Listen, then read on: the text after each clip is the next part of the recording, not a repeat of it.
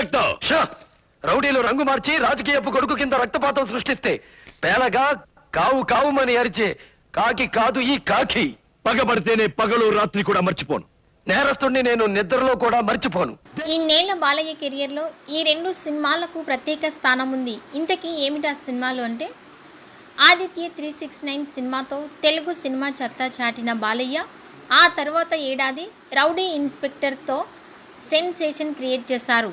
తెలుగులో powerful police officer పాత్రలంటే ఇప్పటికీ rowdy inspector సినిమాకు ప్రత్యేక స్థానం ఉంది. అప్పట్లో కొత్తగా వచ్చిన ఎంతోమంది మాస్ దర్శకులకు రౌడీ ఇన్స్పెక్టర్ సినిమాకు ప్రేరణ అని చెప్పాలి.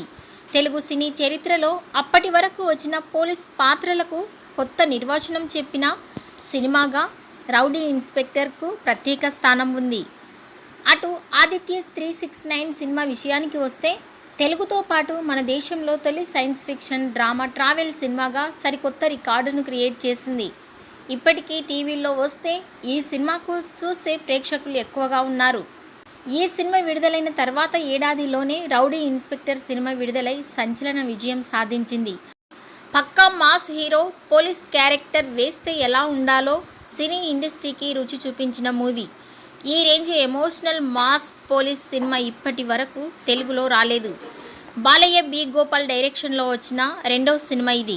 బాలకృష్ణ యాక్టింగ్, డైలాగ్స్ వింటుంటే ఇప్పటికీ ప్రేక్షకులకు గుస్బంప్స్ వస్తాయి. అంతేకాదు, ఈ సినిమా విడుదలైన తర్వాత ఎన్నో ఏరియాల్లో all time district records create చేసింది. ఈ చిత్రం 22 కేంద్రాల్లో 100 రోజులు పూర్తి చేసుకుంది.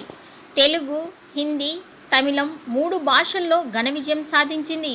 అంతేకాదు, డబ్బింగ్ వర్షన్ తమిళం, హిందీలో కూడా సిల్వర్ జూబ్లీ క్రియేట్ చేసిన ఏకైక సినిమాగా రికార్డు క్రియేట్ చేయడం విశేషం. ఇక మీరు కూడా ఈ సినిమాలు చూస్తుంటే ఆదిత్య 369 అలాగే రౌడీ ఇన్స్పెక్టర్ సినిమాలపై మీ అభిప్రాయాన్ని కామెంట్స్ రూపంలో తెలియజేయండి. ఈ వీడియో నచ్చినట్టయితే లైక్ చేయండి, షేర్ చేయండి. మరిన్ని లేటెస్ట్ అప్డేట్స్ కోసం మా ఛానల్ని సబ్స్క్రైబ్ చేసుకోండి.